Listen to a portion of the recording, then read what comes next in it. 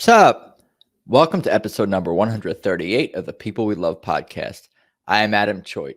If you're new here, what I do is interview people from all walks of life, most often comedians, other entertainment types, creative types about their lives and careers.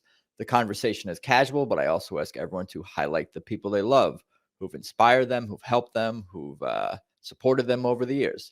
It's been a lot of fun. For more, check out peoplewelovepodcast.com. It's at People We Love Podcast on Instagram if you'd like to follow the show there. On YouTube, please subscribe. People We Love Podcast. If you're watching, you are there already.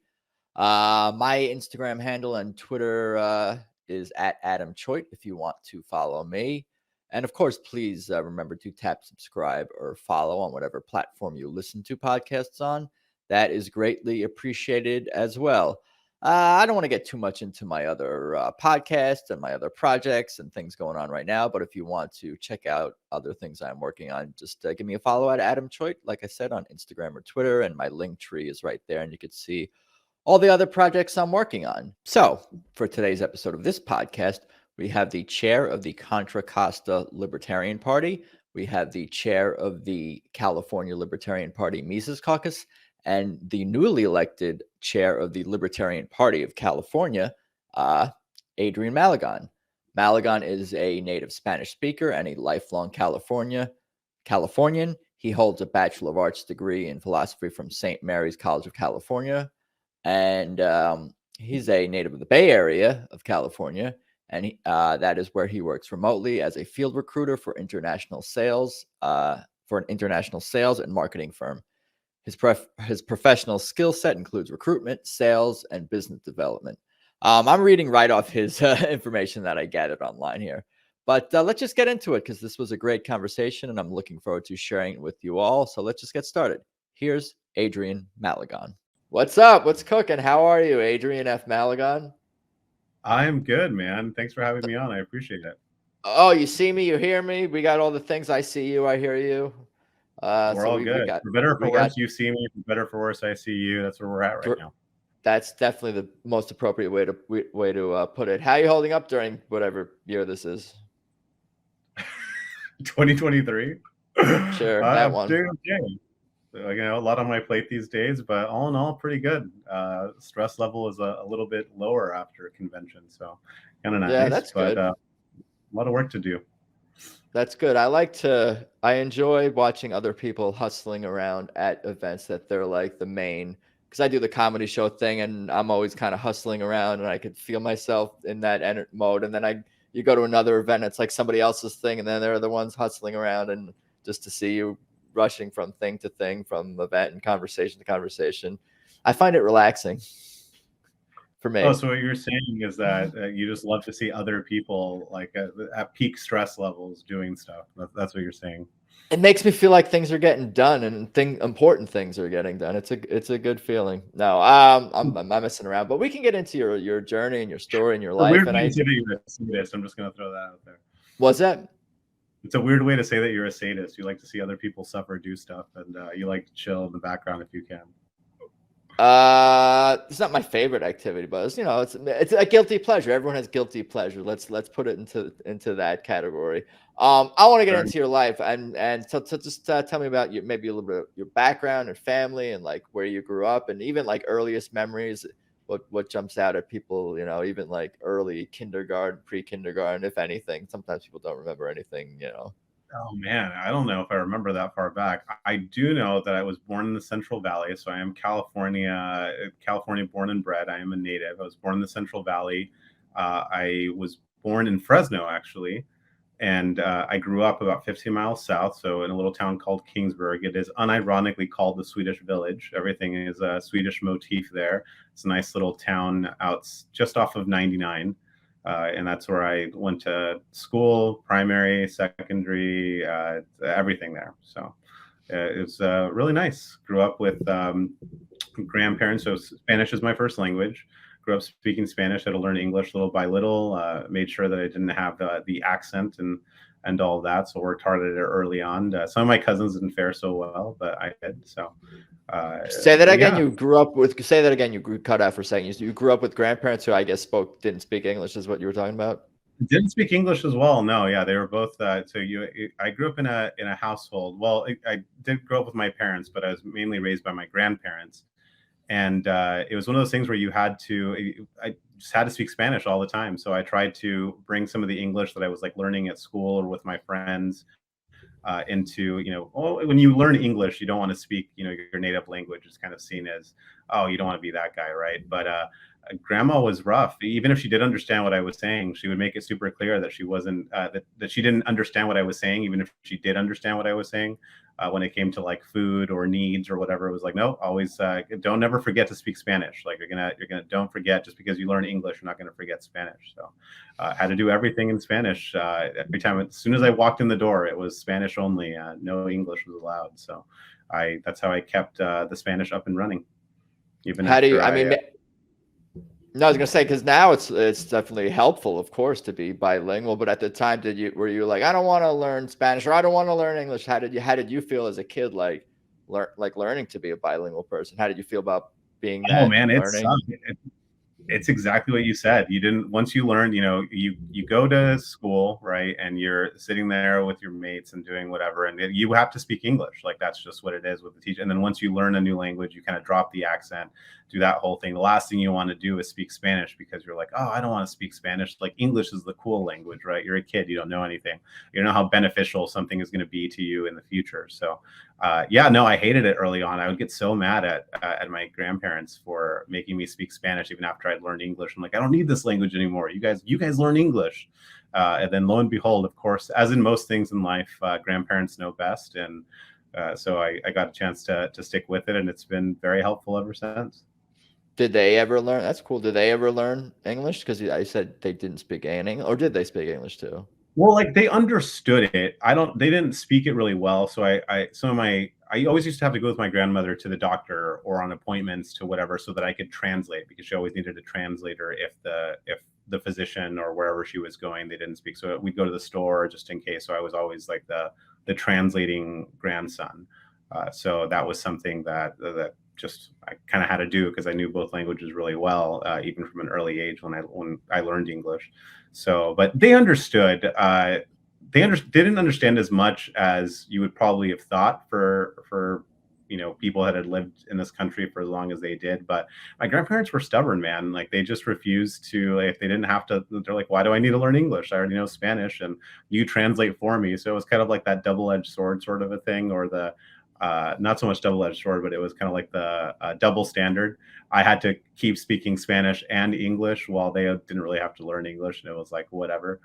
But I mean, yeah, so it's kind of funny. It was frustrating as a kid, and I didn't get it. But when you're at a certain age, you're set in your ways, and you're not really going to do X, Y, or Z. So right.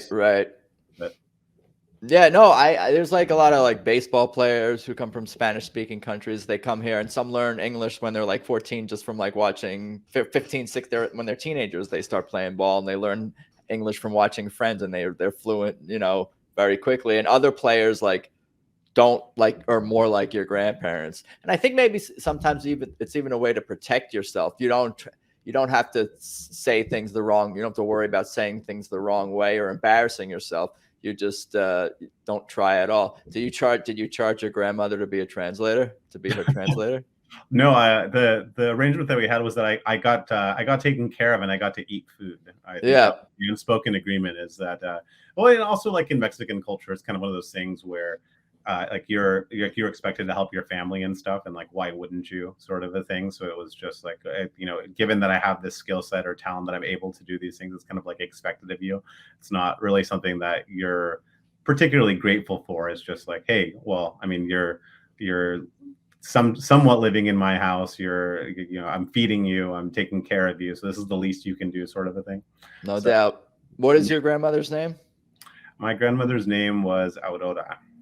And what was your grandfather's name? Abraham. Abraham. Say your grandmother's name again, slowly. So in English, it would be Aurora. You would say without the accent. In Spanish, it would be Aurora. Yeah. Was it also challenging for you because everyone in your town was Swedish?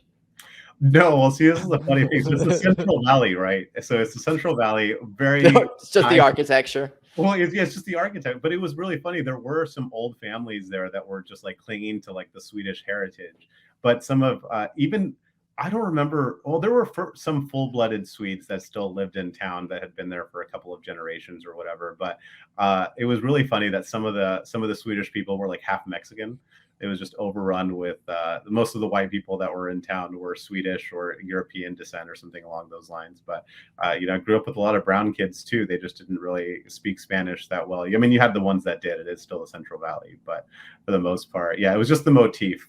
There was this lady. I'd be curious to see if she's still. I haven't gone back in quite some time, but there was this little Swedish like store in town. Like downtown was all very Swedish motif and very like a stereotypical cute downtown sort of a thing for a little community. And she always wore traditional Swedish garb. Like she would wear the clogs. She owned a little store where it was just, I think it was like not a tourist trap, but where they would sell trinkets and do all this other stuff.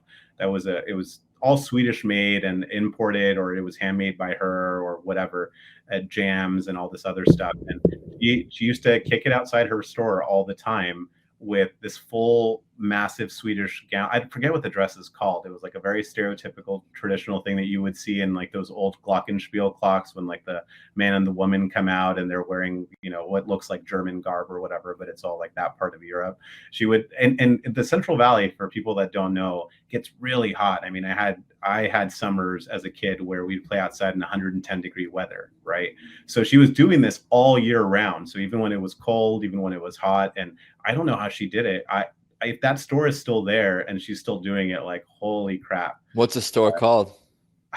I think like Swedish Inn or something like that. I really don't remember. I think it had the word Swedish in it, but I don't remember. We used to just walk by it all the time, and it was almost just kind of impressive that she would just commit to this.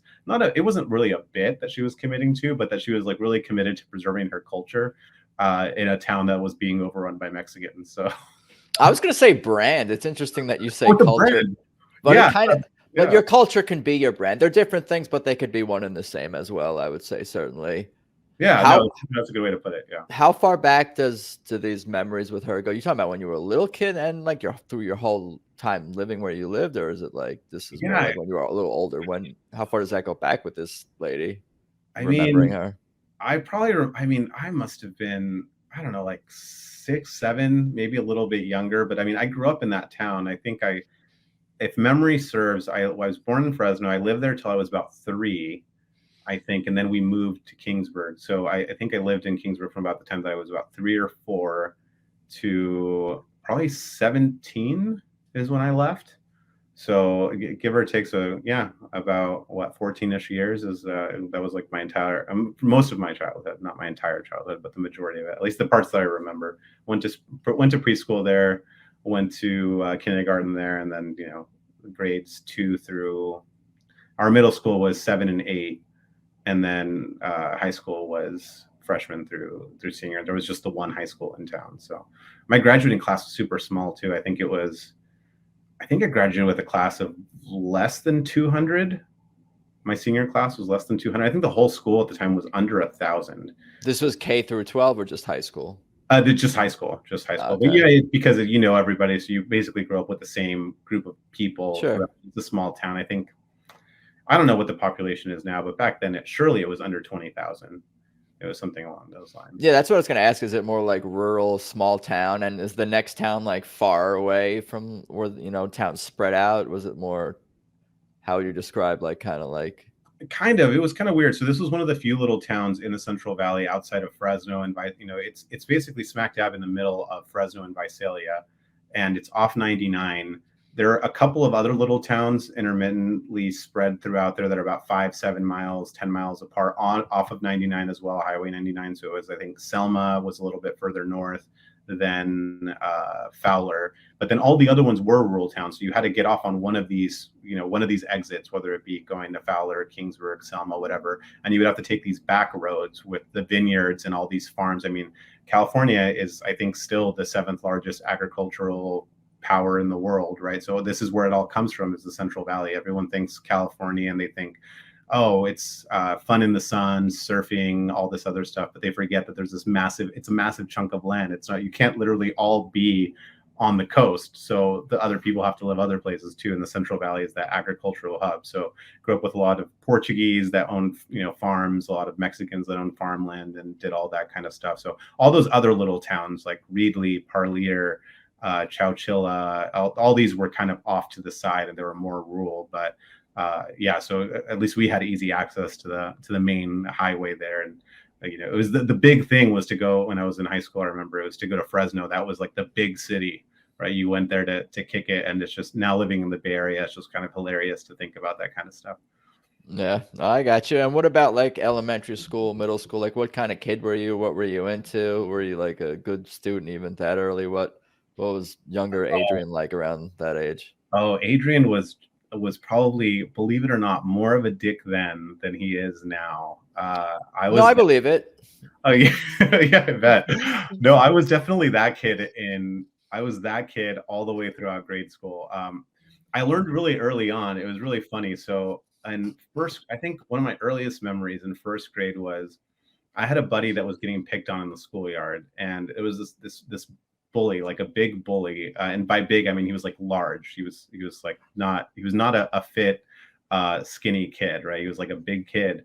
And I remember he was picking on I don't even remember if he was a friend of mine or just a classmate of mine or something, but he was just like picking on him, doing the very stereotypical bully thing. This was in first grade. And I remember so to kind of get back at him, we all got called in from recess, and we're in class, and he sat in the back row. And these, for some reason, I think they changed this shortly afterward, but these desks had the disconnecting chair, right? So you could pull the chair out. It wasn't like the connected chair to the desk sort of thing. And I remember seeing that later, like in fourth grade, fifth grade or whatever. But he'd gotten up to go take a drink from the water fountain. And I was just so irked by this like lack of justice that had happened, that I just witnessed happen 5-10 minutes ago earlier in recess. And so I as he was about to sit down, like I kind of just waited for him. I also went to go get a drink, and I waited, and I pulled the chair out from under him as he was about to sit down. And I kid you not, he rolled. I mean, he was so fat that he rolled, and he hit his head on the cubby, and he started crying. And that's when I got sent to that was like, I think the first time I got sent to the principal's office ever. It was we had that card pulling system. I don't know if that was the thing. Maybe I'm dating myself here, but you used to pull cards, and it was like your level of being a bad kid. So if you didn't do your homework, or you were talking while teacher was talking or whatever, you would pull a card. And everyone started off green every day, and then the next one was like a yellow card, then it was orange. It's like soccer. Yeah, it was. Well, we've argued about that. Yeah, no, we don't. MLS is soccer. Real football is. Damn. But so I went straight to red because it was just such an egregious thing that I'd done. Apparently, is just and then everyone laughed, and I was like a hero because everyone knew he was the bully. And so I got sent to the principal's office, and I just had to sit there. So I remember I was just like sitting outside the principal's office, and they had like 3 chairs. I guess it was for the kids that had to wait to see him. And I was there, and I never really saw the principal. I think eventually I got like a 5-minute meeting, and they're like, we're going to call your parents and like whatever. But I was banished from class for the rest of the day. So I sat outside, and I'm like, man, I'm really bored, and I didn't know what to do. And then I realized after that, so I did the thing. And then I was always the kid that kind of got in trouble because I realized I found class boring, and I didn't want to be in there. And I thought that a lot of the stuff that we did was dumb, and I didn't want to participate in it. So I realized early on that if I got in trouble, I could, and I had my backpack with me, and it was full of books or things that I wanted to do, then I would just get sent to the principal's office, and then I could just spend my time reading and doing the thing that I wanted to do. So I kind of carried that out throughout early on, like from first grade on. Anytime I was kind of over whatever the lesson, or I wasn't interested in whatever we were doing, I would just do something that I knew would get me sent to the principal's office. And that's where I spent a majority of my time early on. And I would just take a book with me, and that's how I caught up on reading. And that's how I like learned. And I was like a bookworm when I was a kid. So definitely not a good student, but I was studious, if that makes sense. So when it came to the things that I wanted to read, that I wanted to do, but I found school boring for the most part. The only good part about public school, I would say, was just, friends. You get to hang out with your friends, you get to do the recess thing and that whole bit. But outside of that, I spent a lot of time in the principal's office, just like reading my own book, because they didn't have anything for you to do, right? Like the principal isn't a teacher, heaven forbid that they do something. So I would sit there and read when I got in trouble. But what about this early life? It was an early life hack. That's what I like to call it. This was elementary school, it sounded like. Did this just continue throughout all of your schooling? What you're describing? Yeah, I mean, to a certain extent it did. As you get older, there's subjects that interest you more than others, right? So I very much liked history. That was a big one for me. I really liked the sciences as I got older, and biology, math, whatever. And whenever the subject interested me, I'd want to stay in class. So I was behaved, so I didn't get sent out. Or if I liked the teacher, I didn't want to make their life a living hell. So I would just, I kind of knew enough to do that. But pretty much all the way throughout my schooling, anytime that I was kind of over class for that day, or I didn't want to do something, I would just, and it was always kind of finding that right balance, like what gets me sent to the principal's office, but not so much that then they have to call my parents to come pick me up. And then it becomes a whole thing where I get in trouble at home. So it was kind of this balancing act that I kind of mastered at some point in time. And I carried on pretty much throughout my schooling though.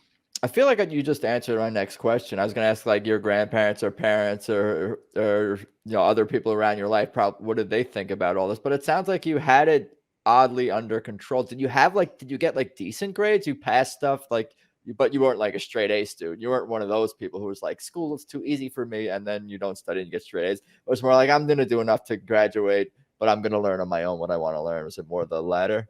That's literally, it was the latter for sure. So what I figured out, so grade school didn't matter as much, right? Because you almost always progressed. All that mattered was the standardized testing at the end. So I could screw around the entire time, the entire school year, until you had those like standardized testings that you had to take for California or whatever. So then I would just ace those because I knew the material, and I would just get good. I would ace those so that I would move on to the next grade. But then when I got to high school, I realized, so I played I played football, and when I say football, I mean real football, the one that you kick. You call it soccer here. I will not call it that. So I played that almost my entire childhood. And then when I got to high school, we wanted, a lot of us so I won in 8th grade. We won the state like cup for our I guess it was under 12s or something like that. And then we all kind of split off and wanted to try different sports and do different things by the time we got to high school. So in high school, you have this thing called, I don't know if everyone has it. I assume that there's something to it. It's called like academic probation, right? So if you don't do well in class or school, then you don't get to participate in extracurriculars. And I played music my entire life. So I played French horn. So I was very big into music. And then my other extracurricular, I was tall for being a Mexican kid, I was pretty tall. So I kind of got talked into playing basketball. So I did that. I really enjoyed basketball. So I started doing that freshman year. And so I realized, okay, I can't screw around so much because I have to get at least decent enough grades to stay in, to be able to stay and play and do whatever I needed to do. So I actually figured out I think it was halfway through my freshman year when you get the syllabuses from or the syllabi, I guess both are acceptable, but from all the different classes, and it breaks down your percentage. So this percentage is homework, this percentage is test, this percentage is attendance, all that kind of stuff. So I figured out through all my classes what the bare minimum was that I had to do in order to stay eligible to play sports and play music. And I graduated high school with, I kid you not, a 2.0. And this is just really funny because I had a girlfriend when I was at university because I was studious there and I took that seriously, but she didn't believe me. She's like, no, you're messing with me. There's no way that you got a 2.0. You're so anal about stuff and you always finish your papers and do this and do that. And I said, no. And so I had to go find my old high school transcript. I think I might've just ordered it just to prove her wrong, but I got it and I showed her. I was like, no, I literally graduated with a 2.0. I got D's in the classes that I needed to get to, whatever D's get degrees, right? Or in this case, no, that's a C. It's 2.0 is equivalent to a C letter grade on a. It just depends. So in some class, like you couldn't get straight D's all the way through. So in some classes, I would get the A that would balance out the D. Yeah, you weren't a straight C student. You got A's and D's to. Yeah, I had to balance it out. So I got A's in the easy stuff like music, obviously, or if I really liked a class like history, that would be easy. And then the ones that I wanted to screw around with a little bit more, or if I really didn't like the teacher, then I would get a C or a D, and then it would all balance out to get a 2.0 all the way around, so that I could just still be playing and doing, or playing music or playing sports or doing what I needed to do. I figured out these like life hacks really early on. It was really interesting. You should teach a class on how to not do too much, but do enough. I don't know what you would call it, but do just enough. I think that's yeah. But that takes energy, skill, and talent, and to do that. But in the end, it seems totally worth it. I think it worked out. I got to learn a lot of little life hacks that way, and I got to do the things that I wanted to do, and I wasn't, slaving over anything at the high school level. And I was just that kid. I always, anything that I could do to skirt the rules or get sent to the office without getting super in trouble. Sometimes it did backfire. I would have to take summer school every once in a while to make sure that if I'd miscalculated certain things, if I had to retake a class that was a requirement for graduation or whatever that I screwed up on, and you needed at least a C for some things, and it couldn't be a D or whatever, or an F. So I did have to do some summer schools, unfortunately. So I didn't have it down to a perfect science, but it was pretty close. I'd say it was about 95%. It was 95% effective for me. You never had to redo a grade though, or anything like that. Well, the one I remember specifically freshman year, when I think freshman year was the only time I had to do summer school, if I remember correctly, because it's not the same thing. It was science, so I had to take. So earth science was the one. My earth science teacher hated me with a blinding passion, and not incorrectly, but he was also kind of a douche.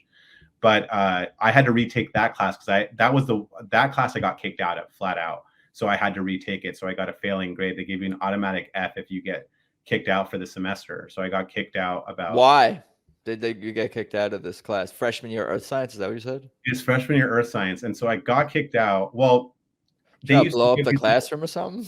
No, I wish it would have been something that cool, honestly. But they gave you these little pink slips. They were called RC slips, and I think it stood for Responsibility Center.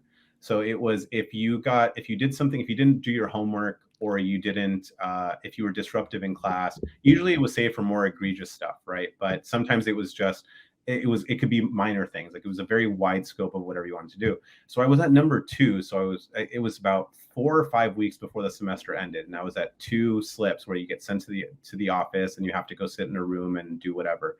And so I kid you not, the third time, so I was on time to class. It was my first class of the day, and we had block schedule, which means that it was on Monday, Wednesday, Friday, we had different classes than we had on Tuesday and Thursday. So it was 2-hour periods. So we had 3 classes every day. And we were waiting outside, and the teacher was late. His name was Mr. Cruz. He was late, and then we're all waiting outside, and he lets us in. And as he's like, everyone hold on for a minute. And he goes inside, and he turns on all the lights, and he gets set up for the day or whatever. He's about 10 minutes late. And and I'm at the end of the line. So I'm waiting. I'm the last one, of course, that wants to come in. I'm not really excited about 2 hours of this class. So as I'm about to walk in, he's holding the door open for everyone. And as I'm about to go in, he puts his hand to my chest, and he's like, not you. And I just look at him really confused, and he hands me a slip, and he goes, just go to the office. I'm not in the mood today. And I looked at him. I said, I'm sorry, what? And he goes, well, let's be real. You're going to earn it sooner or later. So you're going to earn it at some point. So why don't we just get it over with now? And I just looked at him. I said, no, I'm not. You can't just do that because you earn it. And then he was like, just go. I don't want to deal with you today. Just go. And I said, oh, well, now I'm going to earn it. If you're going to send me to the office anyway, I'm going to earn it. So it was a whole thing. Like, I went into class. He wouldn't start class until I left, which of course wasn't really like a motivator for me to leave. And everyone wanted me to stay because no one wanted to do class that day. And it just became this whole back and forth with him. And it resulted in me. He couldn't get a hold of the principal to come escort me to the office. And so he was sending a very strongly worded email that he couldn't the principal? He couldn't call it. So he kept calling the office to see if the principal would come and escort me personally to the office because I refused to leave. And we didn't have, this was in the before times. I mean, it was a small town, so they didn't have security guards or anything like that. Yeah. We had to walk you to the office, but we didn't have this whole, like, it was a nice high school as far as public schools are concerned. So it wasn't like a security thing or anything where they would call security to escort you from one place to another. So yeah, what's your problem, man? Yeah, so the principal had to come and do it, and he couldn't get a hold of the office. I don't know, the principal was in a meeting or whatever, and so he moved from trying to call the principal to writing an email and sending it out, and he refused to start class until I left. And we just went back and forth for a while, and it resulted in, so at some point he kept, after he sent the email, he went back into his little office to keep trying to call them because I wouldn't leave them. We're like an hour into class, I think. Like at this point, Damn. I've been doing it back and forth where I just refuse to leave, and it's pretty. Everyone's cheering me on. Everyone thinks it's hilarious. So I go to his computer and I read it. I hit print, and I print out his email, and I stand on top of the lab desk and I just start reading it to the class, like his email to the principal. Wow. And out of the office, and he gets really upset. And but I was like right at the tail end of reading the email. He stepped out, you said, and this is when you stepped out and you went to his computer and print? Not stepped out. So he had like it was a science lab. So we had the actual lab, and then in that classroom, he had a side office. So he could go into his own personal office and close the door. So that's where he was trying to call the principal from. So while he was doing that, I went to his computer that was out and about on his lab desk, and I hit print, and then I printed out the email, and I started reading it out loud to the class, and everyone was just dying laughing. And by the time I finished it, I was standing on the lab desk, like reading it out to everyone. That's when he comes out and he's pissed. And at that point, the vice principal came. So the principal couldn't come. So the vice principal came, and I forgot his name, but he walks in, the door's open, and he just points him, and he's like, "Adrian, let's go." And I was like, "All right, I'm done here." Grabbed my stuff, and I left to a standing ovation. It was a pretty hilarious moment. But that was the one class I got legitimately kicked out of. I don't think that happened again, but that was the one class I had to retake. So when you get kicked out, you get an automatic fail. And then I had to retake it in the summer if I was hoping to graduate later on. And I didn't want to be the senior taking earth science with freshmen. So I just elected to take it over the summer, knock it out, get my passing grade, and then move on. And the summer school was with that same teacher? No, it was with someone else. Okay. So it was definitely someone else. I don't think that wouldn't have worked. I think that would have been very terrible for me. Can I direct your biopic just so I can direct and we can make that scene of that story? You know what? If that happens, I'd be more than happy to. There are a lot of things that kind of are coming back to me that specifically happened, which was funny during that initial exchange. So we wouldn't even have to be a drama. You wouldn't have to what's a dramatization of the event? No, it wrote itself, and it would be really funny just by itself. No, certainly, and very, very dramatic. There's like a number of directions I can go. I just want to say that like a lot of your story or some of your story, I feel like there's your origin stories, the Adrian Malagon origin story, does have overlap and similarities with some other like comedians and people I've interviewed and talked to, just from like how you were in school and some of the. You called yourself a bully, but you were kind of an anti-bully in some regards, or at least in some situations. But it's interesting to hear those. I would bully authority. I would never bully my mates. So it was always authority. So teacher figures, people that were supposed to be respected. Those are the people that I didn't respect. So I guess I was an anti-bully to my classmates and stuff and my friends, but to the authority figures, I definitely rebelled against authority very early on. Which is kind of a key component to, in some ways, becoming a libertarian, liberty-minded person. I think it's also your liberty origin stories, and this, I think, seeds were planted, or at least like maybe something was ingrained. Like I don't know, are we born this way to like?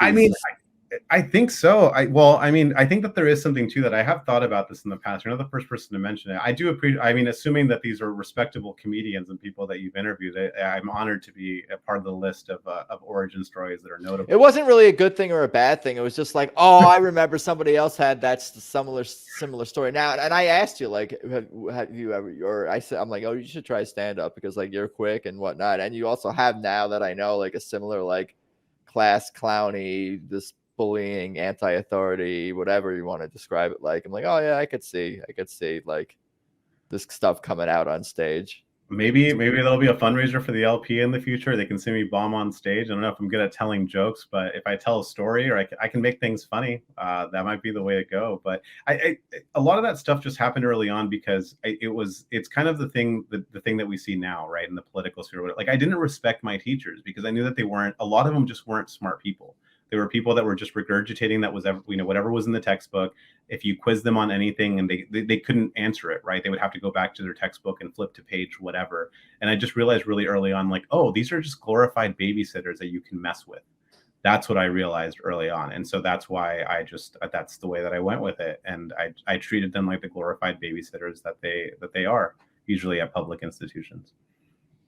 I didn't even see them as humans. I just saw them as teacher, I think, more than anything. I don't remember thinking, but I think I had a similar experience in the sense that like I only really liked a handful of classes or subjects and didn't really like work and just did enough to get by. So I think there's definitely some overlap with me and you. But I guess I remember teachers not giving a shit. Like, and I Right. guess I Yeah. remember thinking that, and even they were late a lot of the times too. You could remember standing outside of a classroom waiting for the teacher to arrive, and the video being put on probably because they were hungover or something like that. Looking back, like who the hell really knows? I didn't think of them as people. I just thought of them as my teacher, and my job is just to like not be my job in my head, not be bored and not piss off like my parents and try to like get decent enough grades. That's all I thought. I never really thought that much about my teachers one way or the other. Are they a dick? Are they not a dick? That was like the extent of it.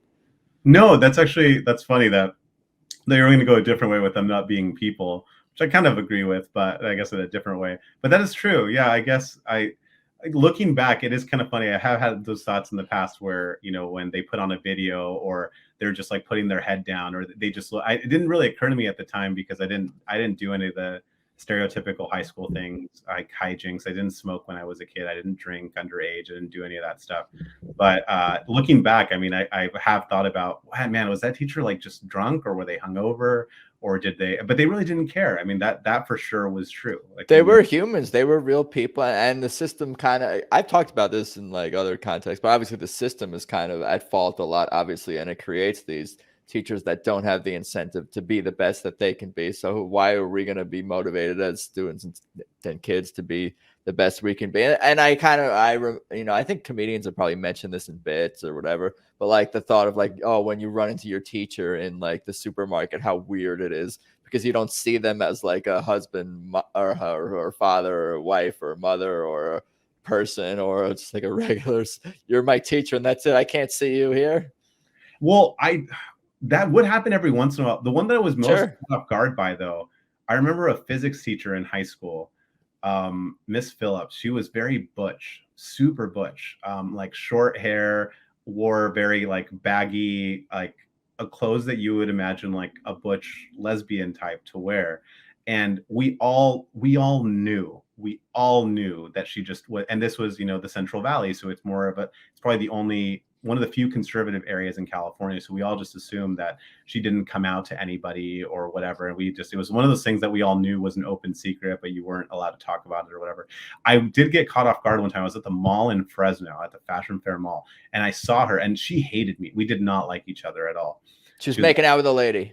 No, she was there with her husband. that tripped all of us, and no one believed me. So I went. I think it was just me and another buddy, and we saw her with her husband, like she was holding hands and there with her husband. And it wasn't like we ran into her and we had to do the obligatory hi, whatever sort of thing. And she's like, "Oh, this is my husband." And I was like, and I think the exact words were like, "No way." I think that's exactly what I said to her. She was very confused, like but I was so caught off guard that I was actually polite to her, even though we really didn't like each other, and I don't like to play this pretend game or whatever. But I went back the next day on Monday, and I was telling everyone like, "Oh, I saw Miss Phillips with her husband," and everyone's like, "No, it's probably like her brother," and I was like, "No, that was for sure her husband." I mean, they didn't look at all like. It was just that was the funniest moment, I think, like that I remember running into a teacher outside of the school space where you see them as a person, and it was just because we were all certain that she was a lesbian, and it turned out that she was married to a man.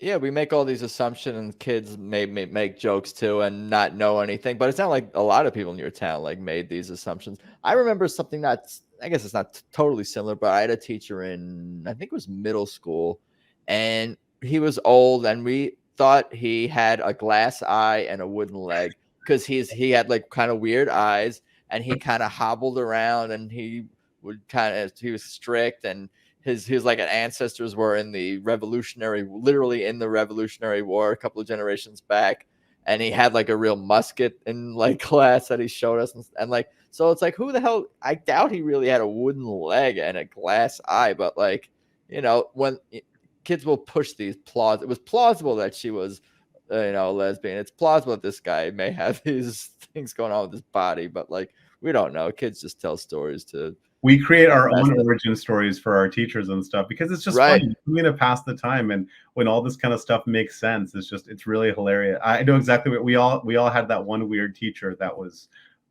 For me, it was like a Vietnam vet teacher, I think, that we assumed had just like seen.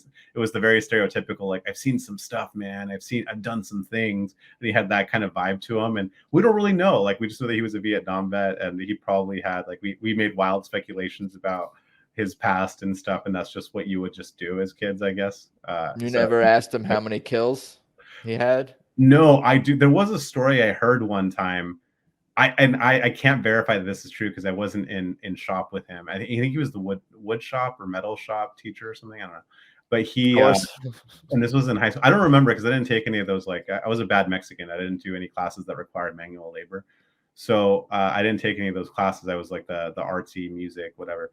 And so, but there was a story that I remember hearing about some machine shot something out or whatever, made like a loud thump or whatever, and he just like dropped to the ground and had like a massive freak out. And apparently this happened a couple of times, which like made us all think, and that just added to the origin story because he was legitimately a vet. Like, I think he was a Vietnam vet, if memory serves, Vietnam or Korea.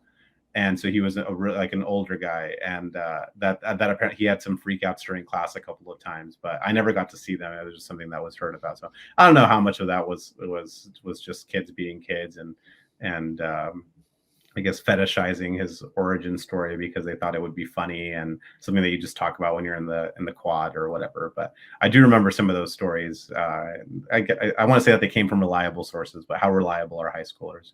Yeah, that man's war PTSD is just hilarious stuff. Oh man, poor guy. Like, I feel, not that it's a million years ago, but like a PTSD was like less of a acronym or whatever that people used back then. So it's definitely something I think that's less. I mean, it's more focused on today, and there's still a huge problem, obviously. But like, at least now it's like therapy, I guess, is a little bit more, out in the open, and people support that idea, and psychedelics and whatever the hell you can do to like deal with PTSD. Whereas before, nobody gave a shit about your teacher in the shop when he would have his panic attacks. We would just laugh, and we didn't know any better. We were kids. We being dicks about it, and then we just thought it was like a funny story to tell later on, I guess. But yeah, now obviously it's a lot more serious, and we acknowledge the damage and stuff. But when you're a kid and you're just like wanting to shit on teachers or whatever, that's just talk about. It's hilarious to you.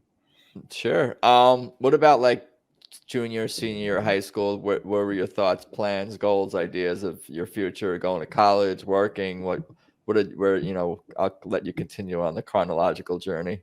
Well, I was a weird kid. One of the reasons that I didn't care about what I did in school, or I kind of had my plans mapped out. I decided from the time that I was either a freshman or a sophomore in high school that higher education didn't matter because I was going to go to seminary anyway. So seminary being, so I was studying to be, so I'm Catholic. I grew up Catholic. I'm Catholic now.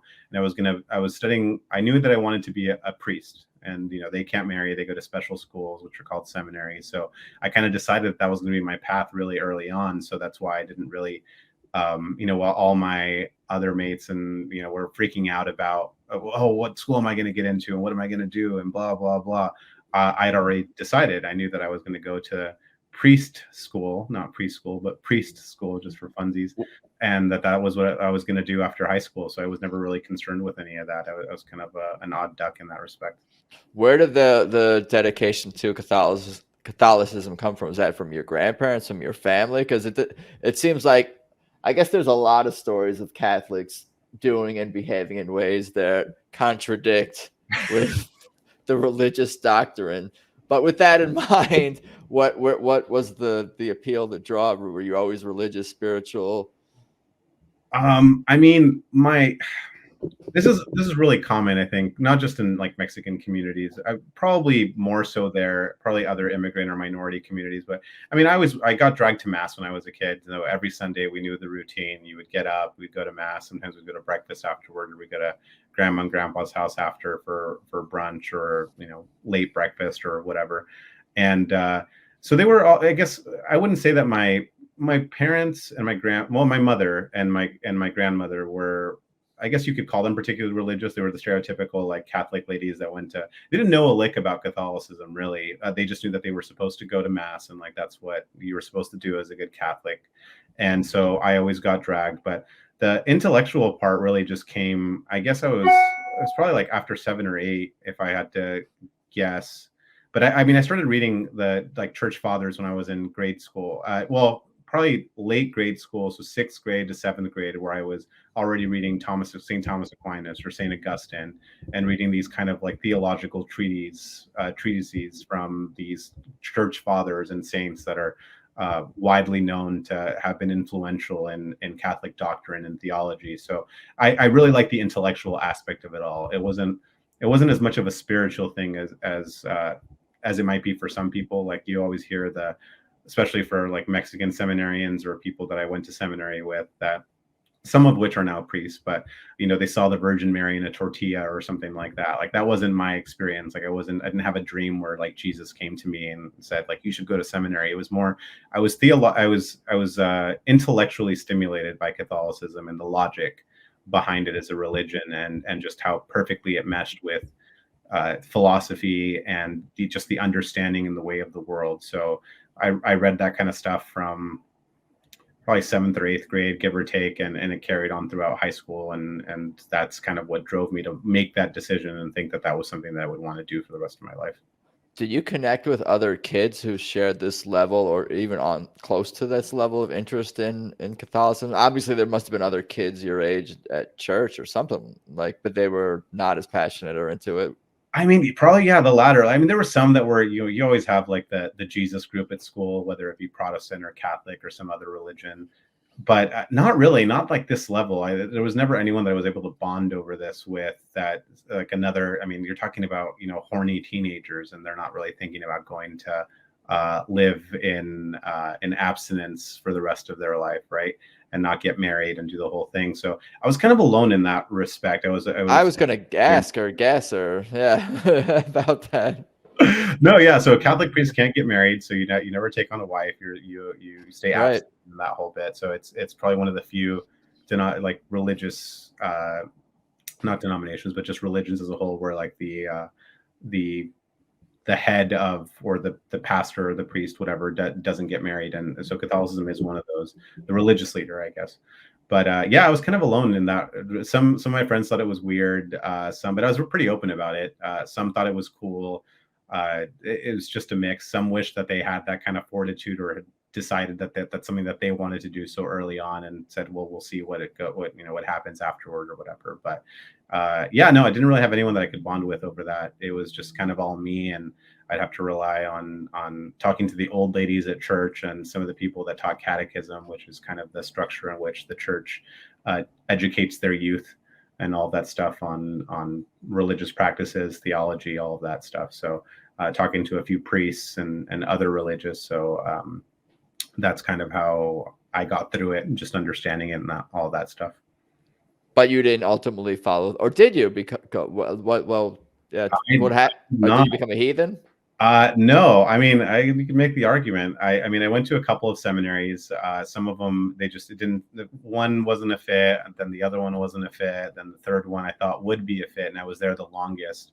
And I ended up getting technically not kicked out of seminary, but I had my sponsorship pulled for some of the same stuff that I did when I was younger. I had a problem with authority, and there was a priest who was my vocations director, who was basically my direct report. And he really didn't like me. We didn't see eye to eye. He was my parish priest when I was in high school, and he knew that I had a problem with authority, and we would always butt heads. So ultimately, he ended up revoking my sponsorship, which is kind of the equivalent of pulling a scholarship from someone if they go to regular school. And so I wasn't able to continue without that sponsorship. And then I kind of just realized that it wasn't for me. And let's try the female path, and let's see how that goes, or just the normal path, I guess. Women exist. You kind of have to justify everything. Oh, well, women exist, and maybe this isn't for the best or whatever. But I gave it a solid go. I went to 3 different seminaries, and it wasn't just didn't turn out to be in the cards. But I got technically not kicked out, but removed because of again, the authority issue. So yeah, old habits die hard. and I'll say. the priest or the guy who kicked you out, the 3 strikes and you're out. That's the sign from God. That's God working through him. That's God working through you, and getting you Maybe. back on the path that's most suited for you, in my Yeah, opinion. honestly, I can't be upset about how things have worked out for me. I think that was a good experience overall. It did help shape, the person that I am, for better or for worse. And and I got there were a few other bishops from other dioceses. So dioceses are kind of like counties. They're like church counties. So every state, or all across the world, or at least here in the U.S., we have dioceses that are run by bishops, and they're like the head of the diocese, right? So I had a couple of others. So I was a seminarian for the Diocese of Fresno. That was my last seminary, and I went to Oregon for that one. But the bishops were trying to recruit me still for a while when they found out that I was kind of an open market. It was like the what do they call it? Like when they draft players or whatever. Draft. Yeah, kind of like a draft or whatever. A free agent. I was a free agent, so to speak. And so I had a couple of bishops call me, a couple of vocations directors saying like, "Hey, like you're a good student, you were a good seminarian. I know that you butted heads with that guy, but I think that you'd be good here." But I just said, maybe this isn't for me. And I kind of took it as a sign that maybe that wasn't going to be my thing. But the most tempting offer I did get was from the then bishop of the Diocese of Las Vegas. So yes, Las Vegas does have a diocese as well. And his pitch to me, I kid you not, was, and he was being he was being kind of funny about it, but he was also being serious. He's like, "Look, man, this is job security for life. This is Sin City. There is no shortage of people to save here. So if you ever change your mind and you want to come back and you decide that the priesthood is for you, give Las Vegas a go." And, that scene is going to get shot in the biopic, but it might get. I feel like that it could get cut. But I want to shoot that scene. It'd be a short one, but the Vegas priest in the office. It'd be like the end of your montage sequence of your becoming your priesthood aspirations. I'm really looking forward to this bio movie. It's funny in my head. I want to move on to other stuff, but one more question, I guess, about Catholicism. What makes it better than the other ones that accept Jesus as the Lord and Savior? What are the other sects and Christianity and all the other Protestant and all these other ones? Why is that one Latter-day Saints? It's the real one. It's the one true church, and everyone's gonna re-it the fact that I said that. But you know what? It is what it is. Catholicism is real. It's the oldest religion. I mean, it's the first Christian religion. I mean, it is over 2,000 years old. Peter was the first pope, had the keys metaphorically handed to him by Christ. And, so kind of a loaded question, but it's being half there. But I mean, it's all good for, I respect other religions and other faiths, but I know that anyone that hasn't looked into it, especially for libertarians, if you're not on the intellectual side and you're, come over, read some literature. I have some stuff. You should read. If you don't believe you're picking the correct religion or the best one, what are we even doing here? I remember the funny Simpsons things where Kent Brockman's like, coming up next, the next true religion, and had all like the different logos and the icons in the background. That was great. Is there like a libertarian Tom Woods libertarian Catholics group that you're part of? Are you? I said that jokingly, but now I'm realizing I'm kind of serious. Like, is there a libertarian Catholic, like, even online groups that exist? I'm sure it does exist. I don't know if I found it. I mean, Tom Woods has written some good books on he's into it. Yeah, he's a traditional Catholic, as am I, Latin Mass and the whole bit. So I'm sure that there's probably I don't want to call it a support group, but like a group of people that are libertarians that get shit on all the time for, how does this work? What does this mean to be an anarchist and a Catholic? Like, how could this be? So I'm sure that there's some of that, and you always see that on Twitter or Liberty Twitter or whatever. But I'm sure that there's a group that probably exists that's like anarchist Catholics or something that get together and we talk about how anarchism coincides with Catholicism. If you find a group like that, let me know. When I have spare time, I'll crash those meetings or those blogs and read some good stuff. But as far as I know, it doesn't exist. I feel like Tom would have created it by now. Yeah, sounds like some kind of right-wing hate group, if you ask me. Some white supremacists. The libertarian Catholic with the Hispanic guy, and it definitely white supremacist meet up or I was online actually meetup. on a call today, so someone didn't know. I was on a call earlier today, and I made a somewhat of a joke about it, but that's actually true. So the FBI apparently for months, this has been known for a while now, but it's all coming to light. The FBI has been targeting traditional Catholic groups, and they've been labeling them as white supremacy and white supremacist organizations and like whatever. And it's really funny, like hate groups. They're classified under whatever the FBI code is for hate group or whatever. And I guess they've infiltrated traditional and it kind of made me laugh reading some of those articles, because like, what does that mean to infiltrate a traditional Catholic? Or like, you went to mass? Like, I don't know. Like, what are you talking about? Like, what does that mean? You just go to their place of worship and you hang out and you watch them just do, like, I don't know, pray in Latin and say the rosary and take communion. Like what, I don't know. But unironically, the government has tried to crack down or has been monitoring traditional Catholic activity, unironically saying that it's filled with white supremacists, racists, hate groups, and it's just funny. And as a brown guy, I'm a little confused. I don't know what any of that means, but yeah, what a crazy, strange world. And like, I guess it's because like a lot of Catholics vote conservative, and just like politically, like right. you're a political enemy to the establishment to some degree if you're not accepting the government as your Lord and Savior and in your hearts, and you are passionate about something else that's a higher power that isn't them. Like, Monopolies hate competition, and the government is the ultimate monopoly, and nothing threatens their power like religion. If you don't, like you said it perfectly, they have to be the thing that you believe in, and if you believe in anything higher than them, it's a threat, and it has to be neutralized. So that sounds like some commie shit to me. If you ask me. Oh man, we are moving slowly through it. I feel like I've taken up too much and a lot of your time already, no, but man, this is fun. No, have oh, at it. I appreciate it for sure. Let's continue on the journey. So you did not become a priest, but you went to college and took another path.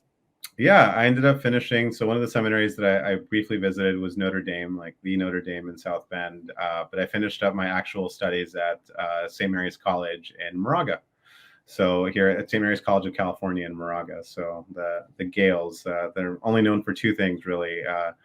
I guess their business school and basketball. So always consistently make the top 25 and March Madness and all that stuff. But that's where I finished my education, and I majored in philosophy. So that was all I knew. So that's what I decided to do. And I had some plans for what I might do. I thought I might teach. I thought I might, I don't know, end up writing or doing something or other. Maybe even go to law school. For a philosophy degree, you can go into law school, and it's a pretty easy transition. But none of that ended up working out. And I didn't really try. I saw how corrupt academia was and how terrible it is, and all of that. So teaching was out of the question by the time my senior year came along. And I just went into, I had some interesting early jobs in sales. Sales was kind of like my first thing. I was a funeral director for a little bit, and then I eventually stumbled into the tech world, and the rest is kind of history. I got into sales, recruiting, doing all of that kind of stuff, and I still do that to this day. Not in tech, but still do that to this day. Yeah, you just said a lot of things, and there's a lot of directions I could go in with that. But what you just kind of breezed over the funeral director thing. Like, what do you remember about that, and how did you get connected with that? As a girl I was dating, I was dating a girl at St. Mary's, and her uncle owned a chain of funeral homes in the Bay Area. And when I went to their house for Easter or something, I think, and he kind of did what we're doing now. He's like, tell me about yourself. And I told him, and I could see his eyes lighting up as I told him that I was a former seminarian. I was studying to be a priest. So, and then I spoke Spanish fluently, and I just saw his eyes light up more and more. And he's like, hey, he knew I needed a job, and I needed to make some money. And he's like, hey, I have the perfect job for you. And he knew I needed a place to live too. That'll come into play in a minute. So he's like, I have the perfect job for you. Why don't you come work at my mortuary in San Francisco? I think it would be perfect. I don't have to train you as far as how like requiem masses go. So like the funeral mass for Catholics. And I don't have to train, like you speak Spanish fluently, and you would be in the Mission District, which is primarily Hispanic, right?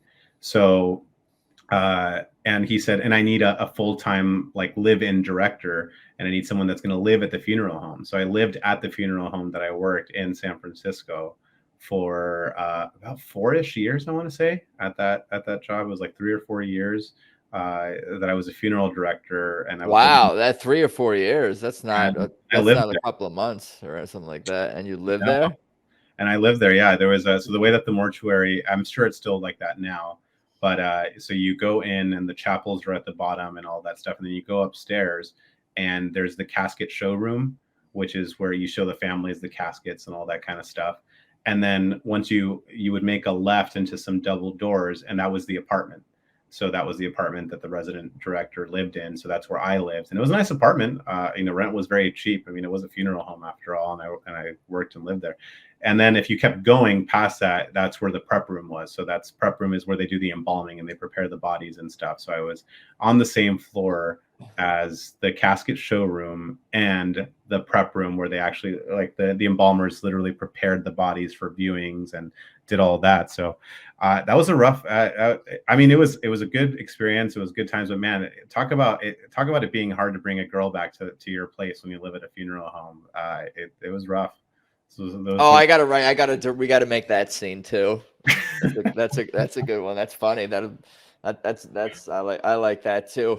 I mean, there's a lot of I could have a lot of questions just about that. I could, but dead people they could be decent roommates. They're quiet. They're not messy, or at least not. No, they're messy. They're for sure messy. But it's not their fault, Yeah. or is it? I don't know. Actually, I'll say that some of it is their fault because diet and stuff is everything. Like the bigger human remains and all that stuff. Like, but you dealt with that stuff too, the physical aspect of that. So you have to have an embalm. So I had a funeral director's license, but I didn't have an embalming license. So those are two different things. So to embalm, you have to go to. It's not med school. It's like a specific embalming school where you learn like the ounces of the formaldehyde and how to preserve the body and what you're doing. So you have to learn basic anatomy and all this other stuff.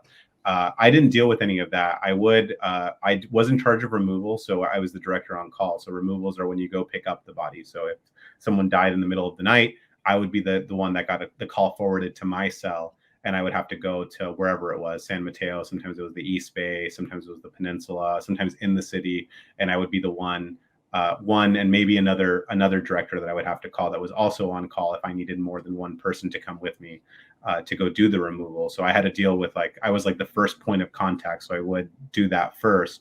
But I didn't do any of the embalming stuff. I learned like some tricks of the trade, I guess, because there's no way not to. But sometimes I would do the dressing, sometimes I would do the casketing, but really nothing that involved actual embalming because that's what you have embalmers that do that and that are trained specifically for that. But that wasn't me. So, but yeah, a lot of interesting experiences overall. That is wild stuff for sure. Damn. So what about after? When did you become like more? Do you have like a libertarian liberty like politically? What is the sort of your political journey in a sense? Like you said you were, you noticed like how corrupt the academic world was before you even left college. What were you seeing back then, or was that part of your like political awakening? Did those things coincide? Like, I mean, kind of, but not really. I mean, so from the time I was 17, so I didn't drive. I didn't have a license until I was 18, and that's when I think I got back from seminary. That's when I got my license and did all that when I came back to California for a little bit. And well, not for a little bit. I mean, I'm still here, but when I first came back, so that's when when you go get your driver's license, you register to vote and that whole thing. And early on, I was always kind of the nerdy kid that paid attention. So I vividly remember the 2000 elections with Bush and Gore and the controversy and all that kind of stuff.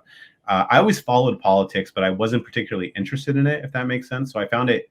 I followed it because I wanted to know what was going on in the world and what was going on in the country and all that kind of stuff. But I didn't really. I never voted, so I was registered. So when I went to, I kind of knew it was all bullshit. I couldn't really quite put my finger on it, but when I registered to vote, I registered as non-political party or no political party or whatever it was, NPP in California. So I registered as that because that was the only not political party, and it would still allow me to register to vote if I wanted to vote against propositions and, or for propositions. Here in California, we have those for tax hikes and all the other stuff that they try to pass on a regular basis. So when I registered to vote, I never voted for a person. I only voted for propositions, either for or against. It was one of those things where you always vote no on everything except for the one that's flipped. So you would have to, it's always like, no, no, no, no, no, yes. And then voting yes on that one is what is against the tax hike or whatever, right? So I would do all that kind of stuff. And I never voted for a person. I never voted in any of the elections.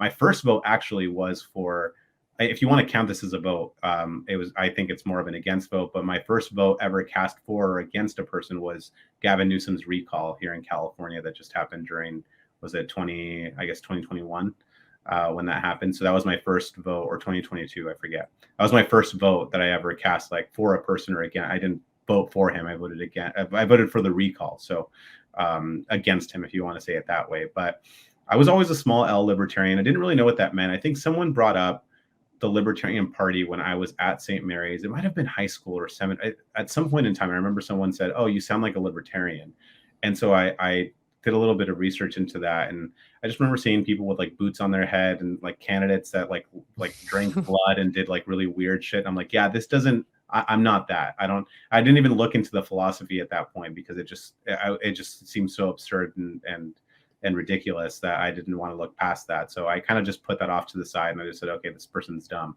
So I just kept being a small L libertarian, which is, I now called myself that. I didn't know what I was at the time. I knew I didn't like Democrats. I didn't like Republicans. It was all kind of bullshit.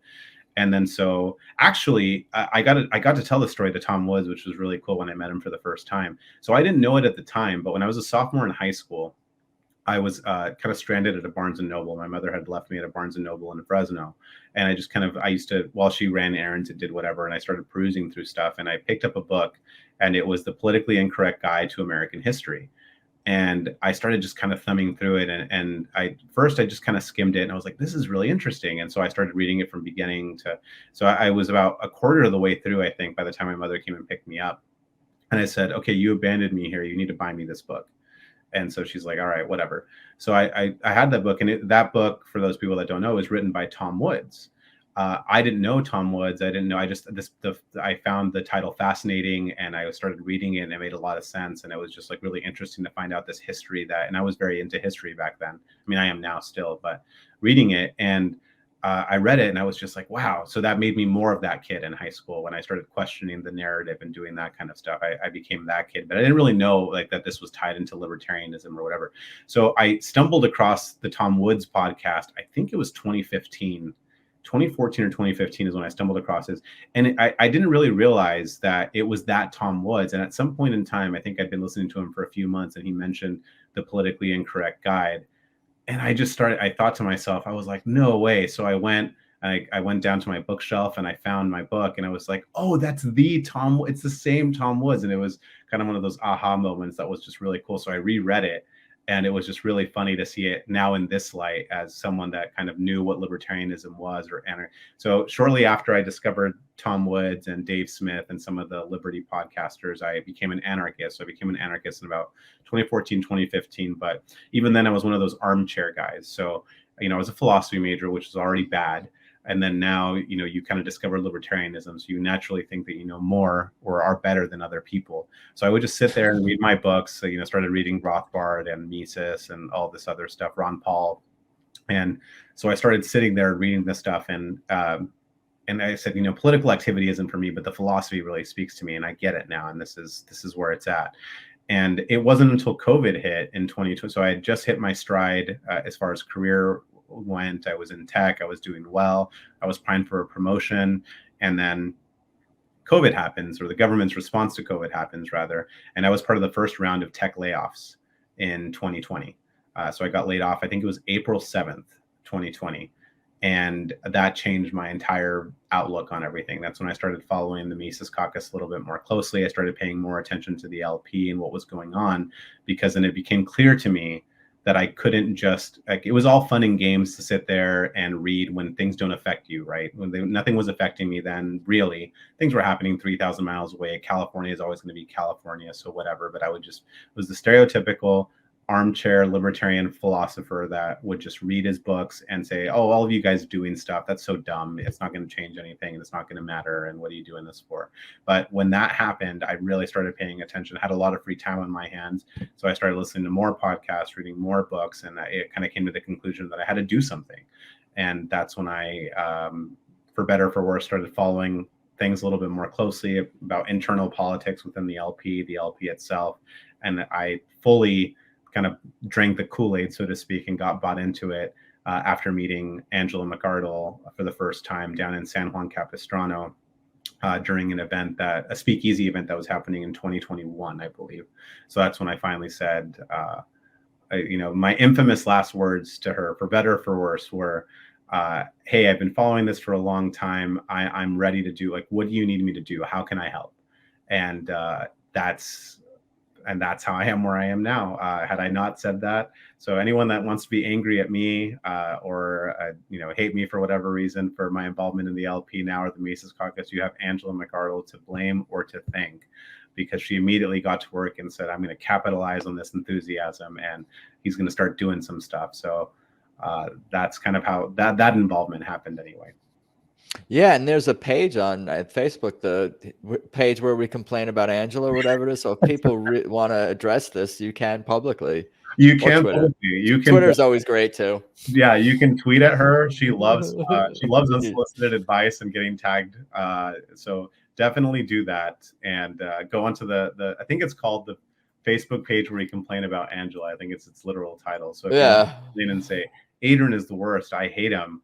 And it's all your fault if you'd never met him in San Juan Capistrano and told him to get involved and do stuff and influenced him, he never would have done this stuff. So you have her to blame, people. You have her to blame.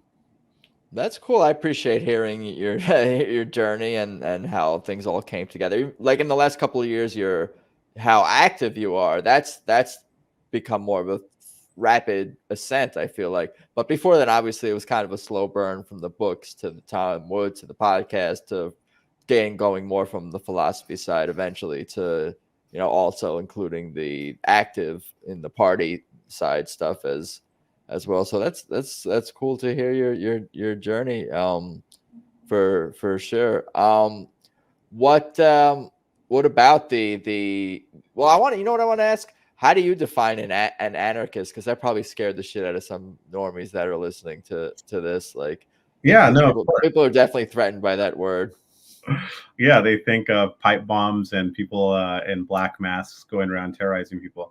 I mean, I'm and just to put it simply, I'm an anarchist. I mean, there's a whole philosophy behind it. It's just obviously, anarchy means that you are not in favor of rulers, right? You're not necessarily rules. Rules do exist, but you embrace them voluntarily, and this is mutual or non-coercive association, right?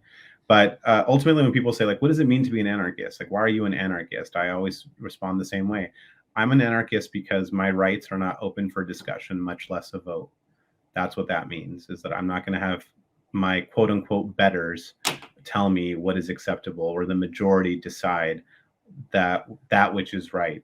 Because as we all know, I mean, the law and just everything is just so ridiculous. I mean, that which is legal is not necessarily that which is moral. And then ironically, that which is moral is not necessarily that which is legal, right? But ultimately, I'm an anarchist because my rights are not up for discussion, much less a vote. And we have freedom of association. We should be able to live the way that we need to live and experience true liberty as long as we don't infringe on the rights of others. So that makes a lot of sense to me. And I feel like that's definitely a challenge to do in reality, in the real world. And there's so many things working against that. But I think just having that mentality and understanding that concept alone will sort of influence the way one behaves and lives their lives. And again, I think it was Larry Sharp was anarchy is kind of the North Star for what we want to push towards, is more of a freer world and a freer society for everyone, where people can do what they want, pursue happiness how they want, so long as you're not hurting or infringing on others or committing fraud or all these types of horrible, objectively immoral things. So I appreciate that explanation as well. How would you say things are going with, like, because now, well, congratulations on becoming most recently the Libertarian Party of California chair. That's exciting. Okay. How are things going with all the stuff, what you can share within the party, and what kind of things is the party, the caucus in California, national, doing to make the world a little bit better place for everyone on a tangible level? I'll let you answer that vague question however you No, want. yeah, I'm really excited. I was very happy to be elected chair. I think I have a lot of good qualities that will make it, that will make the party better overall. I was elected with 69 votes. I just want to say that that's very nice. 69 is always a nice number. But Sure. there are a lot of things I want to do, and I have to really focus and kind of there's stages in which we have to do it. High time preference versus low time preference, right? What's most important now? First and foremost, unfortunately, the party has been kind of a shit show for a while now, and so there's going to be a lot of cleanup. There's going to be a lot of just internal stuff that I have to clean up. Luckily, the Mises endorsed slate, that we have a full executive committee that's committed to doing work. We have a wide variety of talented people. I mean, we have a SpaceX engineer, we have a lawyer, we have businessmen, we have CPAs, we have all these people that have such strong professional resumes and skill sets that are only going to benefit the party. Everyone is professional, everyone dresses well, everyone is articulate, bright, and is committed to doing the work. So that's going to go a long way into doing stuff. Some of the things that I'm primarily wanting to do right off the bat, outside of after cleaning some of the, as Jordan Peterson famously says, clean your room before you do other stuff. So we got to do a lot of room cleaning or house cleaning, however you want to look at it. But once we get all of our stuff together, and the transition hasn't fully happened because convention just happened just under 2 weeks ago, I think. So some transition stuff is still taking place. I don't have access to everything yet, but once all that's done, we're going to have to move forward with building membership and kind of espousing our philosophy to those people that are willing to hear it.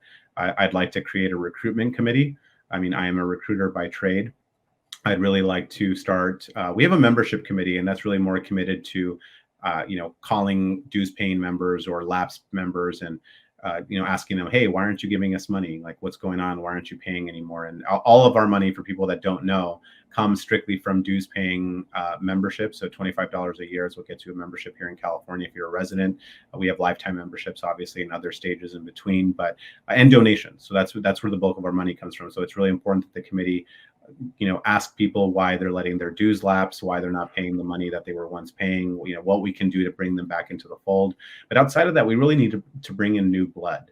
And what I mean new blood, I don't necessarily mean young people. I don't necessarily mean, I guess when you hear new, you usually hear youth, right? Like young. And there is another generation that will have to carry the torch, and we definitely have to bring and expand on the youth. We also have to capitalize on minorities. So I'm the first Hispanic chair that's ever been elected for California, which is crazy. California has the largest Hispanic population, I think, in the country, maybe outside of Texas. But the fact that we haven't capitalized on brown people or other minorities that have been disenfranchised for so long is kind of almost criminal. And we really need to, Mexicans are and other, other ethnicities, Salvadorians, Dominicans, people from Honduras, Argentines. We're all agorists by nature. Like we're all just naturally distrusting of government. And we are very strong within our communities, whether it be family, whether it be faith-based, whatever. And we haven't capitalized on any of that. Like they share a lot of the same principles that libertarians have, and they just don't know that libertarianism is really a thing. So they typically end up going to the Democrats, right, and voting blue just along party lines because they think that they care about them and that kind of stuff, not fully understanding. So the purpose of the recruitment committee would not only be to bring in and reach out to minorities and start creating some sort of, start getting Spanish literature and translating some of the stuff that we have and reaching out to them in that capacity. But also, libertarians don't grow on trees. We need to be able to pull from the right and pull from the left. There are a lot of libertarians that, some people are born libertarians, but the state creates the rest. So I don't know if I was necessarily born a libertarian, but I kind of saw through the bullshit really early on, as I mentioned earlier. But a lot of people don't have that, and not through any fault of their own, really. It's just what we grow up in, right? So if you grow up in a conservative household or a GOP household, that's what you do. If you grow up in a blue household or a liberal household, you go that route. But some people figure it out later on. For some, it's sooner rather than later. For some, later rather than sooner. But we need to start dipping into those pools, and we need to start being able to pull. Like most libertarians, I'd say probably, I mean, I'm probably pulling a number out of nowhere, but 90 to 95% probably come from somewhere, some other political party or affiliation or philosophy.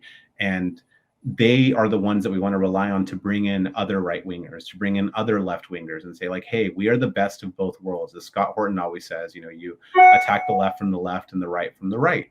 And that's something that we really need to get better at. And that's all part of recruitment. So I'd like to have a committee dedicated to that, where we have someone that does specific minority outreach, regardless of the community. I mean, I think Hispanic is low-hanging fruit because we're in California, but also someone that came from the left and can give their libertarian origin story to the people, to their lefty friends, and to people that are left-leaning. And same thing for the people on the right. We need to give them an opportunity to give them, like, what was the moment that changed you? What made you become this hardcore right-wing libertarian or right-winger, and to becoming this more liberty-oriented person, right? Like what was it? What was that moment for you?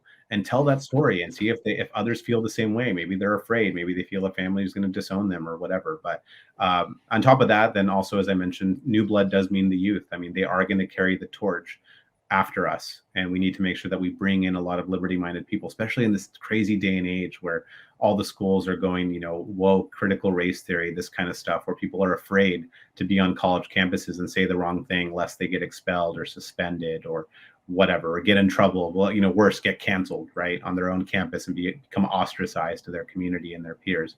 So we have a lot of opportunity here that we didn't have in the past. I mean, look, we're on a podcast right now. This wasn't a thing just like 10 plus years ago. I'm sure that they existed on some level, but not to this extent. We couldn't reach people the way that we can reach now. So this is really a ripe opportunity for us to really grow membership and get our philosophy out there. But my ultimate goal would be, I mean, the chances of us seeing, you know, a free world in my lifetime or in your lifetime are pretty small. I mean, can it happen? It can happen. We never know. But what I really want to do is have people understand what libertarianism is.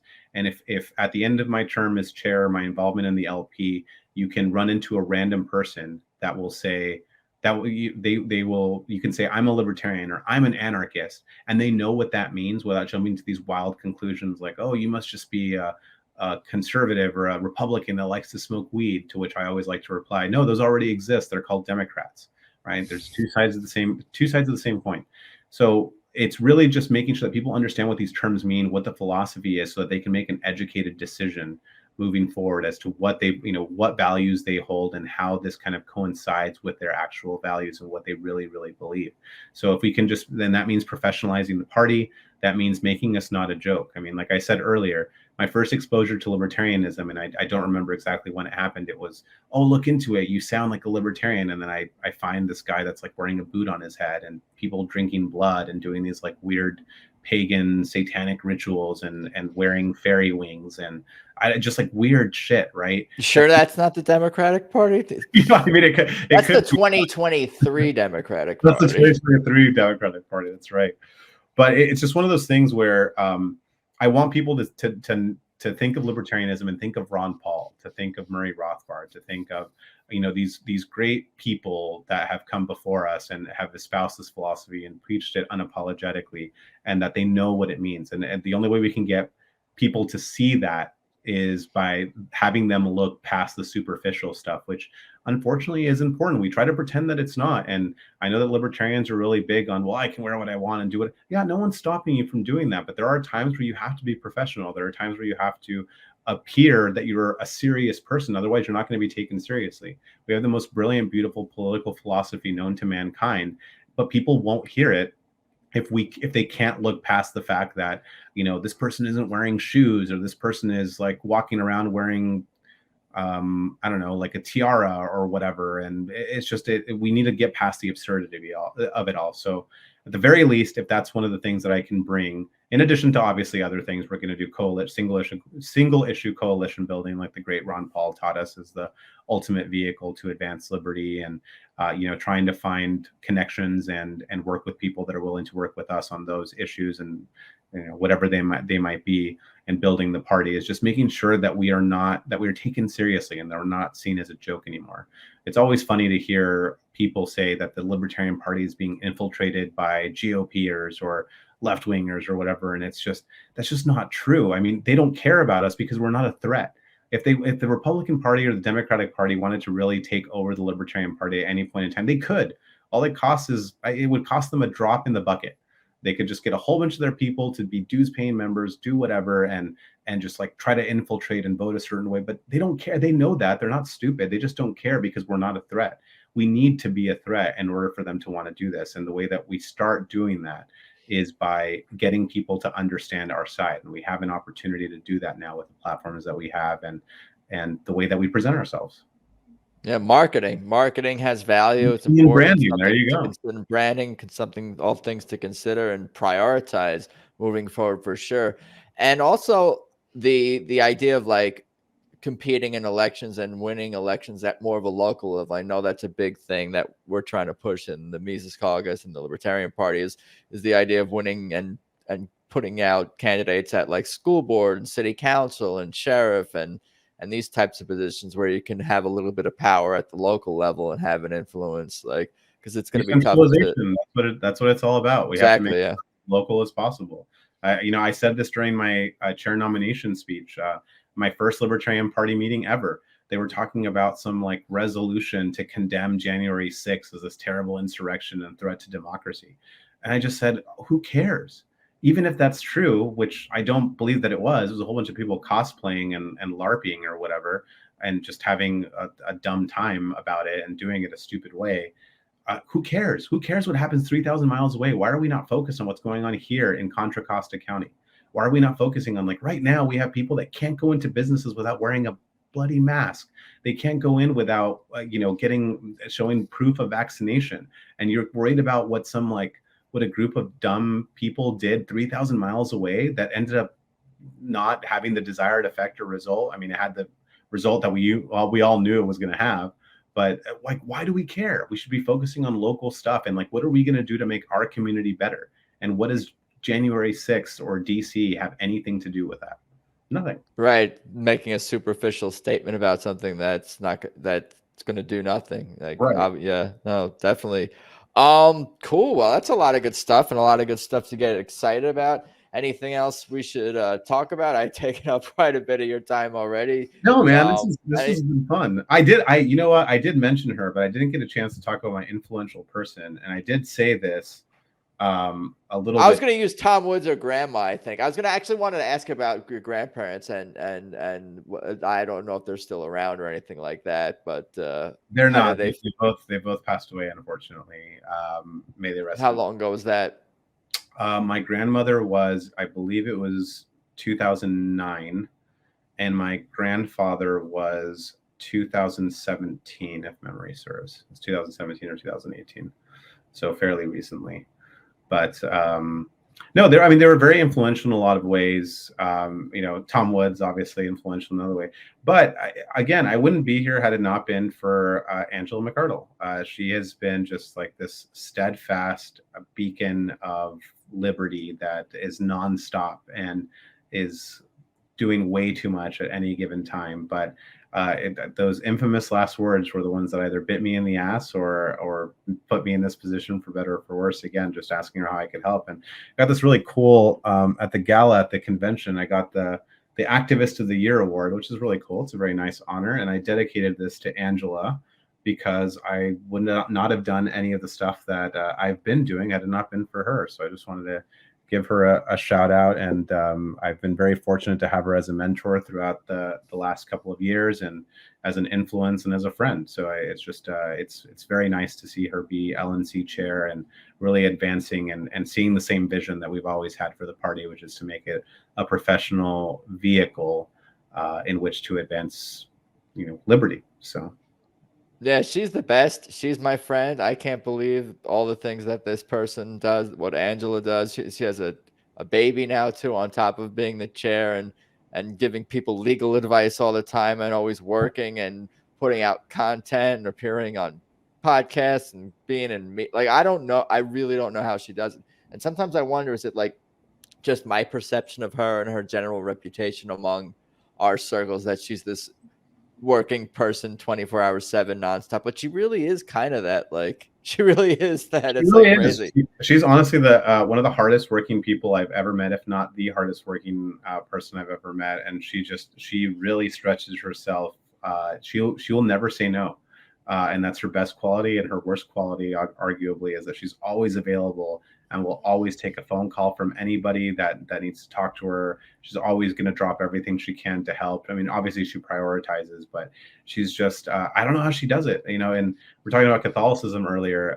There's some saints who have been known for bilocation. So bilocation is, there have been documented cases of some saints that have been in two places at once. And I almost kind of think that she has whatever the libertarian equivalent of that is. Maybe she has a doppelganger. Maybe there's more of her and we just don't know.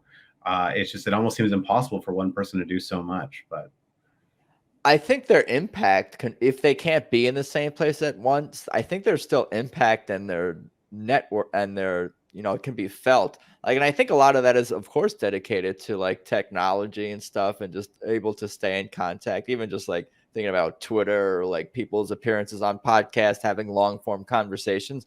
It really does kind of keep you in the loop and make you feel like you're a part of things. And like, you know, if I'm watching Angela on a podcast or listening to her, it's like, oh yeah, I'm keeping in the loop. I'm like hanging out in the living room with these people. So I think technology like makes you feel that much closer and connected with everything and be inspired. Like, she's totally an inspiring person to just like, you know, follow from afar and be friends with too. On top of it, it gives it all that much more meaning personally to me to be connected with her and with you. You're also inspirational as well, my friend. Like, oh, thank watching you ascend, you. like, you know, I call you the next Angela, or what did I say? I don't remember what I said, something like that. But I mean, I've said well, it. she was never California state chair. She held other positions, but she was never California. She LP took the big girl chair right off the bat. I'll say the same thing when I took over as California as the California Mises chair. You know, I said it then and I've said it now. People have said, you know, that, oh, like you're like Angela Jr. I'm like, no, I mean, we all, you know, you'd hear the joke about the, you know, being the Walmart version of someone, right? Or Right. the Walmart version of whatever. I wouldn't even consider myself the Walmart version. I'm like the 99-cent store version. I mean, those are such big shoes to fill. I've learned everything I can. I'm definitely no Angela. But in any capacity that I am compared to her, I will take it. I think it's a huge honor, and it is definitely flattering. But no, she's one of a kind, and I will do whatever I can to fill those shoes in whatever capacity I can and help her as I can as California chair while she's doing stuff on, you know, running the entire country national party. But yeah, I'm the 99-cent version at best. That's what I like to say. Not even the Walmart or the Target version, but the 99-cent. I was gonna say Target. You knew. It's funny you said that because I'm like, well, maybe not Walmart, but I think, but 99-cent is not giving you enough credit. But like, not that there's anything with Walmart. Walmart has great prices. Maybe you want to be. Walmart has everything. Are they sponsoring this? Are you giving Walmart a solid plug here? Yeah, sponsored by Walmart. I'll figure out what department store that you are most the version of Angela, whatever the analogy. We covered a lot. I really appreciate it. Good stuff all around. Where can people find and follow you? I'll give you the floor to mention those things. Or anything else you want to say, or you know? Yeah, no, I'm pretty active on Twitter. That's usually the only social media. I don't really use IG a whole lot. So I'd say just at Adrian F. Malagon on Twitter. You can follow me. I have good tweets. I am followed by a lot of cool people, which is nice. It is very flattering. I'm followed by the great Thomas Massey. I'm followed by Angela, of course. I'm followed by Dave Smith, which is really cool. Scott Horton. I have not gotten that Tom Woods follow someday. I'm followed by Justin Amash, Maj Touré, Lou Perez. So I have a lot of really cool people following me. So that's kind of nice. Yeah, go to his page and follow the other people. Yeah, that's right. Yeah. All the other people. If you don't know who any of those people are, they're all great people. He has a nice list on his page of other cool people to follow. What That's were you true. gonna say before I'm rudely No, interrupted? that's just about it. I have some cool people that follow me, and I'm lucky to have them. Clint from Liberty Lock Pod, Clint Russell follows me. That's kind of cool. Reed does too. Reed Coverdale. Yeah, man. I have a lot of cool people that follow me. So if you don't know who any of those people are, you should know who they are. If for no other reason, go on my Twitter at Adrian F Malagon and go ahead and follow them, and then you'll be in a good spot. Yeah, I have actually my Twitter alerts weren't working, but not only do I follow all those people you said, I have alerts on most of them as well. But I don't think my alerts are working. I got to look into that. Do you need Twitter Blue for like notification alerts to work? No, For you like should be able to get them regularly. Oh, I am a blue check too. And you know what? If I hadn't paid for it, I probably would have gotten it anyway after winning Cherry here. So I could have. Yeah, you could have applied. Yeah. Bothered in, but no, I bit the bullet and did the verification thing early, which is fine. I mean, having the blue check is kind of cool. So yeah, even that could be a tweet, and that could be a tweet in itself. I would, explaining that. Yeah, that's right. And that's how I'm going to tell it to people. That's moving forward. You should edit that part out. I'm just going to tell people that I was verified before it was a thing. So I'm going to tell people. If they call you out on it, whatever. It'll only be a handful of people anyway. Yeah, they won't actually click on the thing and double check. They might, but just the losery ones probably are the ones trying to stick it to me. Yeah, man. Well, thank you again. I appreciate the time. Good stories all around. I'm going to boot you out and do my little intro or my little outro, but let's talk soon. Yeah, man. Thanks for having me on. I really appreciate it. And anytime you'll have me back, I'd be more than happy to. This was fun. Of course. Thank you. Take it easy. Later. So there you go. Episode 138 with Adrian Malagon. That was super fun. I appreciate learning about the journey from seminary school to getting kicked out of classes to being an avid reader to the political stuff and lots of little great scenes in there that I would like to direct someday in his biopic if that ever becomes a thing. But for more about this podcast, of course, head to peoplewelove.podcast.com, at peoplewelove.podcast on Instagram. I'm at Adam Choid on Instagram and Twitter. From there, you can find my link trees and links to my other podcasts and projects and all that stuff. But that's pretty much all I got for today. I appreciate the support, Adrian's time, of course, the stories, the listeners, the watchers. But yeah, let's talk soon.